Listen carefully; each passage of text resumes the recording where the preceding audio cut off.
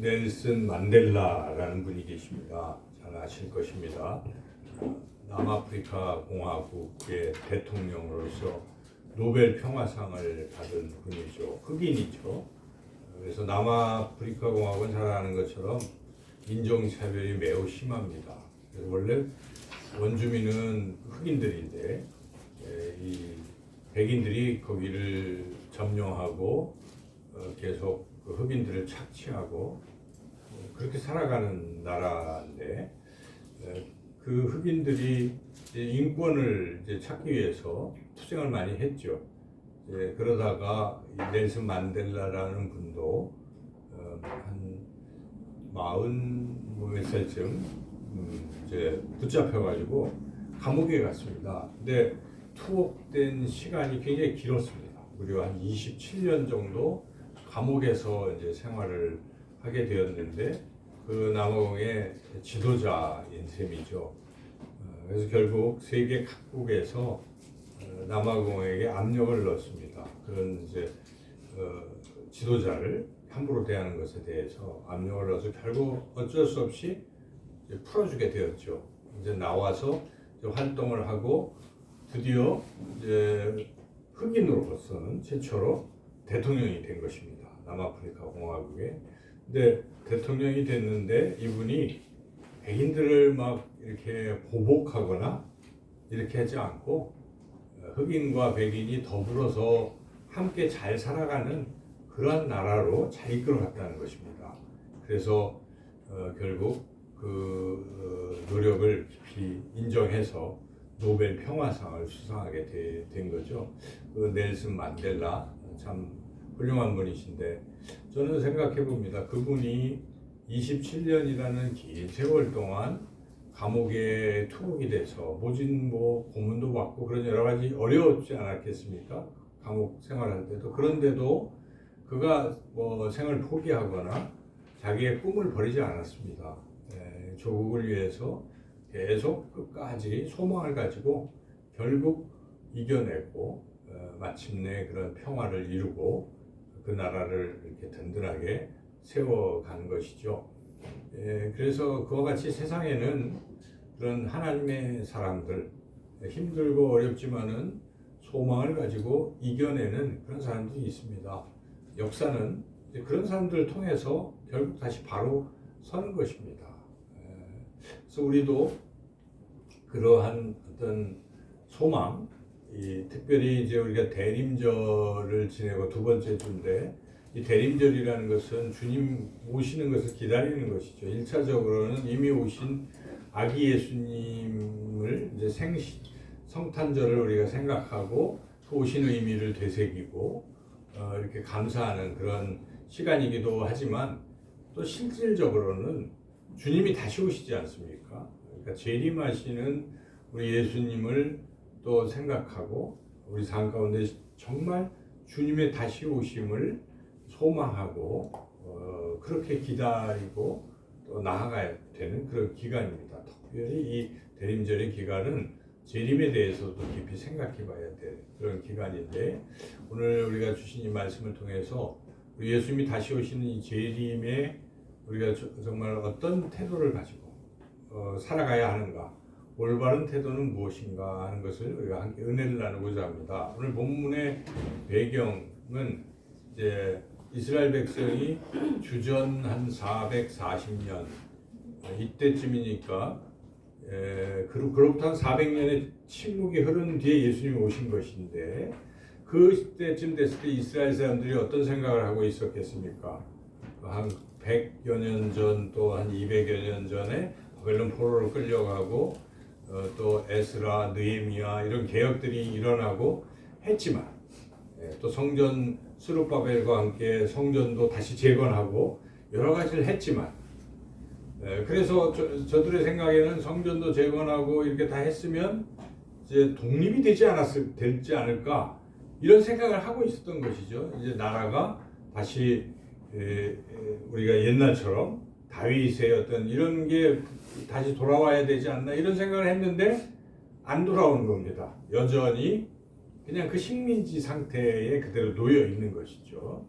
그래서 그런 가운데에 생각을 하는 겁니다. 백성들이 진짜 도대체 하나님 살아계신 것인가? 하나님은 악한 자들을 멸하는 것은 맞는 것인가? 하는 회의가 들고 있는 것이죠.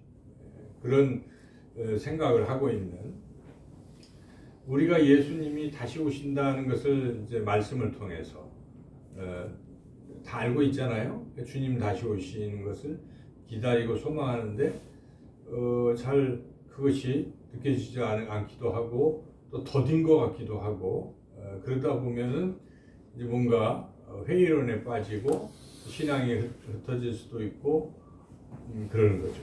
그리고 내가 하나님을 열심히 믿는데 나의 미래에 이런 것들이 잘 안 되고, 그 때가 너무 시간이 길고 기도응답이 안 되고 이럴 때 좌절하거나 절망할 수가 있는 것입니다. 그래서 이스라엘 백성들이 좀 그런 상태예요. 그런 상태에 이들이 취하는 태도, 잘못된 태도. 그런데 그럼에도 불구하고 하나님은 약속하신 것을 지키시는 하나님이시기 때문에 내가 예수님을 이 땅에 메시아를, 너희들이 기다리는 메시아를 반드시 보내줄 것이다 하는 약속의 말씀은 말씀인 것입니다. 그래서 주님이 오시는 것에 대한 그런 상태를 약속하시는 것인데, 이런 과정에 하나님은 무엇을 이스라엘 백성에게 원하고 계신 것인가? 우리가 예수님이 다시 오시는 게 확신한 것인데, 다시 오실 예수님을 우리가 기다리는 이 상황에서 과연 하나님은 우리에게 어떤 태도로, 우리가 어떤 모습으로 살아가기를 원하시는가를 오늘 본문을 통해서 우리가 함께 은혜를 나누고자 합니다. 첫째는 이 17절 말씀을 볼 때 하나님이 더디다고 해서 하나님을 원망하거나 불신하고 살아가면 안 된다는 것입니다. 우리 이 17절 말씀 같이 한번 읽어보겠습니다. 너희가 말로 여호와를 괴롭게 하고도 이르기를 우리가 어떻게 여호와를 괴롭혀 드렸나이까 하는도다. 이는 너희가 말하기를 모든 악을 행하는 자는 여호와의 눈에 좋게 보이며 그에게 기쁨이 된다 하며, 또 말하기를 정의의 하나님이 어디 계시냐 함이니. 자, 이런 말의 표현, 말로 하나님을 괴롭게 할 정도로 이 말의 내용은 하나님은 악인을 좋아하신다, 악인을 기뻐하신다, 하나님 정의 하나님이 아니시다 라고 지금 이스라엘 백성들이 화가 나서 하나님을 원망하고 불평하는 거죠. 우리가 말라기서를 읽어보면 참 어이가 없어요. 그래서 앞부분에 보면은 어안이 벙벙해지는 말도 하죠. 하나님은 우리를 언제 사랑하셨어요? 이런 소리도 해요. 말라기 1장 2절 2절 한번 읽어볼까요? 여호와께서 이르시되 내가 너희를 사랑하였노라 하나 너희는 이르기를 주께서 어떻게 우리를 사랑하셨나이까 하는도다. 이렇게 하나님이 언제 우리를 사랑하셨어요? 이렇게까지 얘기를 하고, 지금 여기서는 하나님이 정의의 하나님이 맞습니까? 악인들과도 함께 하지 않습니까? 이렇게 한다는 거죠. 우리도 세상이 참 이상하게 돌아갈 때는 정말 하나님 살아계신 것인가? 어떻게 이런 일이 계속 일어날 수 있을까? 뭐 그런 생각을 하기도 하잖아요. 어이가 없고. 이스라엘 백성이 지금 그런 상태, 하나님을 원망했는데 하나님은 이미 다 계획하고 계신 거예요. 근데 아직 때가 안 된 것이죠. 그래서 하나님께서 이 부분에 대해서 막 뭐라고 하지 아니하시고 약속하신 것을 다시 지금 말라기를 통해서 말씀을 하고 계신 것입니다. 그래서 3장 1절 한번 읽어볼까요? 만군의 여호와가 이르노라 보라 내가 내 사자를 보내리니, 이렇게 나오면서 이때 이 사자는 예수님이 오실 길을 예비하는 세례요한과 같은 걸 말하는 거죠. 그렇게 미리 보내지만 또 그 뒤에는 또 예수님이 약속의 메시아가 너희에게 올 것이다. 이 말씀도 하고 계신 것입니다. 그러므로 하나님은 그런 분이십니다. 하나님께서는 약속하신 것을 때가 되면 반드시 지키시는 분이시다. 그래서 우리가 너무 초조해하거나 이러다가 안 된다고 절대로 이스라엘 백성처럼 하나님을 원망하거나 이런 삶을 살아서는 안 됩니다. 하나님을 원망하는 것을 하나님 싫어하십니다. 그래서 오히려 하나님은 아무리 어려워도 하나님을 신뢰하는 것을 보기를 원하시거든요. 그래서 하나님은 항상 옳습니다. 하나님을 믿습니다. 하고 신뢰를 하면 하나님이 역사하시죠. 우리가 시편 말씀 우리가 계속 읽어나가면 느끼잖아요. 다윗이 그 절박한 상황에서도 하나님을 의지하고 하나님을 신뢰합니다. 그때 하나님께서 그의 믿음대로 막 구원을 하시잖아요. 그래서 우리가 어떤 상황에서도 이스라엘 백성처럼 그렇게 그냥 금방 하나님 원망하고 이런 삶을 살아서는 안 된다. 주님 재림을 우리가 기다리는 태도의 첫 번째는 그렇게 원망하면서 기다려서는 안 된다는 것입니다. 두 번째는 하나님의 오심을 사모하며 기다리라 하는 것입니다. 그래서 우리가 1절 아까 읽었는데 여기에 이제 끝부분에 보면은 주님이 말씀하시지 않나요? 곧 너희가 사모하는 바 언약의 사자가 임하실 것이라. 이렇게 사모한다. 여기 이제 언약의 사자가 나오고 그 앞에 처음 아까 읽을 때 내 사자를 보내리니 이렇게 나오죠. 서로 달라요. 내 사자는 이 언약의 사자의 길을 준비하는 거예요. 그래서 내가 내 사자를 보내리니 그가 내 앞에서 길을 준비할 것이. 여기에 내는 하나님도 되지만 곧 예수님도 되는 거예요. 언약의 사자도 되는 것이죠. 그래서 그 세대 요한이 예수님, 언약의 사자인 예수님, 임하실 예수님을 미리 준비했다. 이런 뜻이에요. 그래서 진짜 이스라엘 백성이 사모하는 사람은 누구겠어요? 세대 요한을 사모하는 건 아니잖아요. 언약의 사자를 사모합니다. 그러니까 그들은 메시아를 고대해요. 메시아. 근데 그들이 고대하는 건 좀 잘못되어 있긴 해요.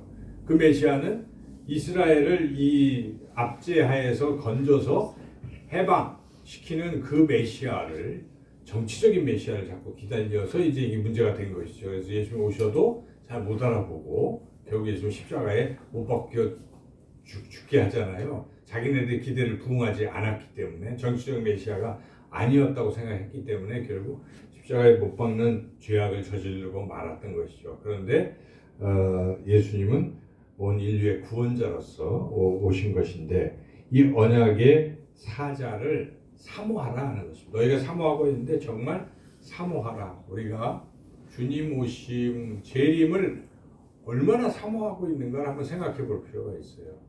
물론 이렇게 설교할 때만 마라나타 주 예수의 오시옵소서, 주님의 오실 것을 우리가 준비하고 언제든지 오실 수 있도록 우리가 항상 해야 되겠다 이런 마음은 갖고 있지만 자꾸 잊어버리잖아요. 그렇지만은 초대교회 교인들처럼 항상 주님은 다시 오신다. 그 다시 오실 주님을 내가 간절히 생각하고 사모하며 기다려야 한다는 것이죠.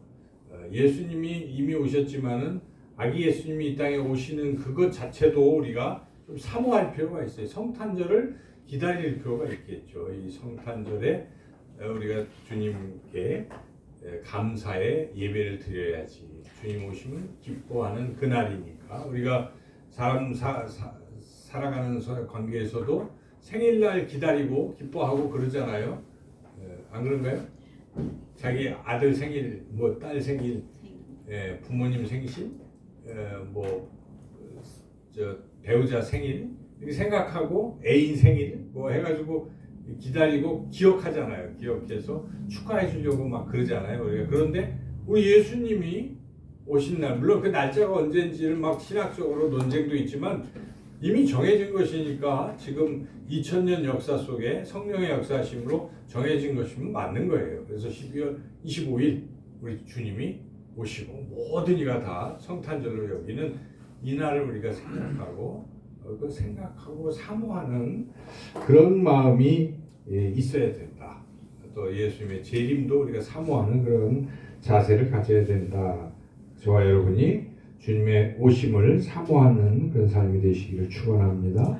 세 번째는 우리가 이 재림을 준비하는 그 세 번째 태도는 정결함으로 기다려야 된다는 것입니다. 정결함. 본문에 이어지는 본문 2절 3절 같이 읽어보겠습니다. 그가 임하시는 날을 누가 능히 당하며 그가 나타나시는 때에 누가 능히 서리요.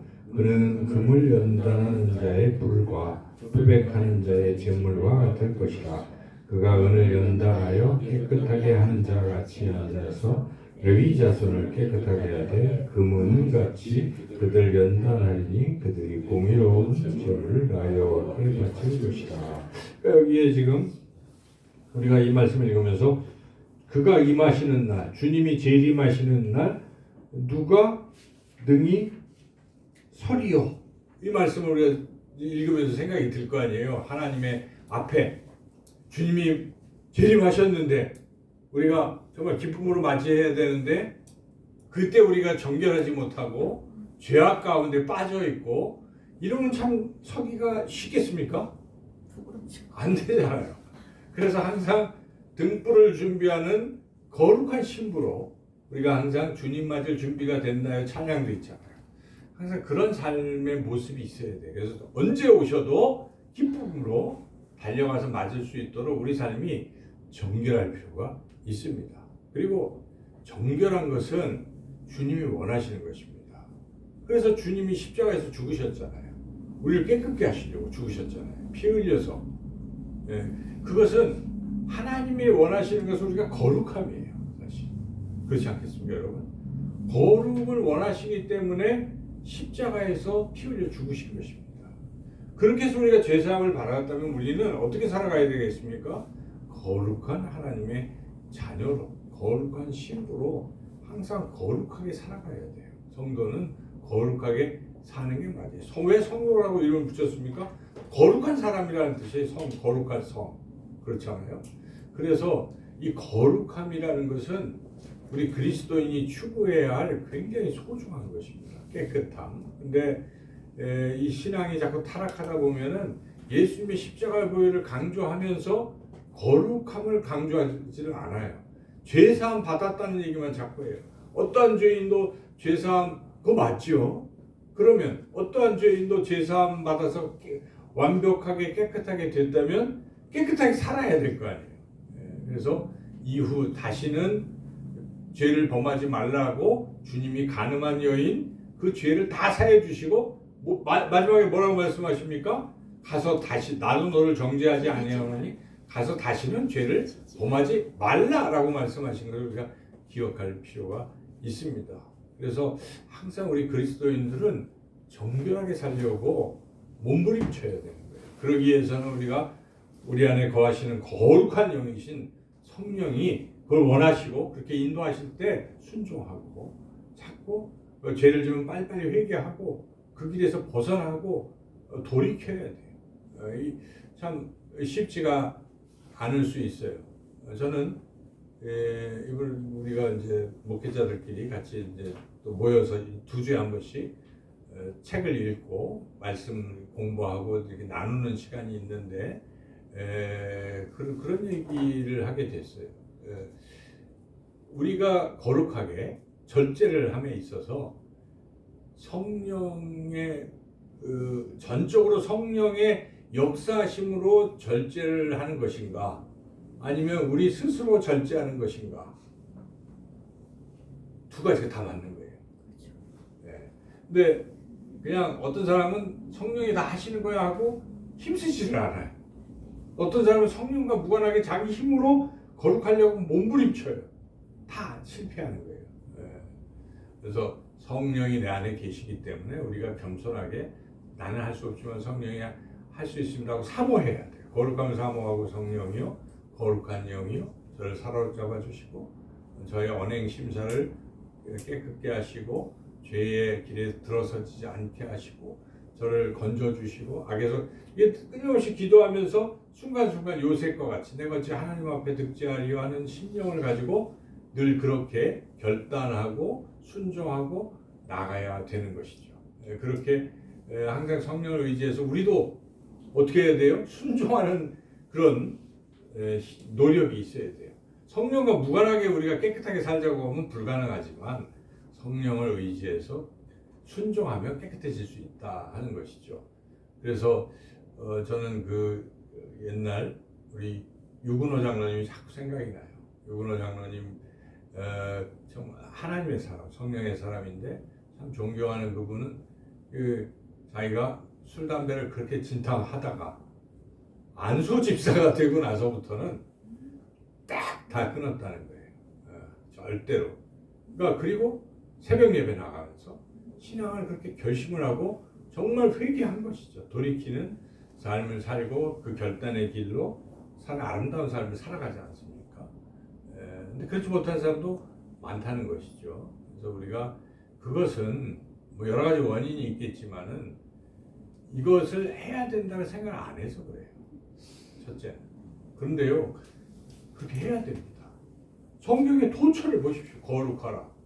내가 거룩하니 너희도 거룩하라. 거룩한 것이 하나님의 뜻이니라고 말씀하시고 술 취하지 말라 이는 방탕한 것이니 성령 충만을 받으라 말씀하시는 것이고 그러니까 우리가 성경을 외면할 수 없는 거잖아요. 성경을 읽을 때마다 하나님이 우리에게 원하시는 것은 거룩함이구나. 비록 우리가 뭐 실수하고 완벽한 사람은 어디 있겠어요. 다 실수해요. 그러나 넘어졌지만 이제 다시는 하지 말자고 결단하고 변화되고 이런 노력이 필요합니다. 그래서 주님 다시 오실 때 거룩한 신부로 정결함으로 주님 앞에 서야지 하는 그러한 마음을 가지고 저와 여러분이 더욱 거룩한 성결의 삶, 정결의 삶을 성령의 은혜로 살아가시길 주님의 이름으로 축원합니다.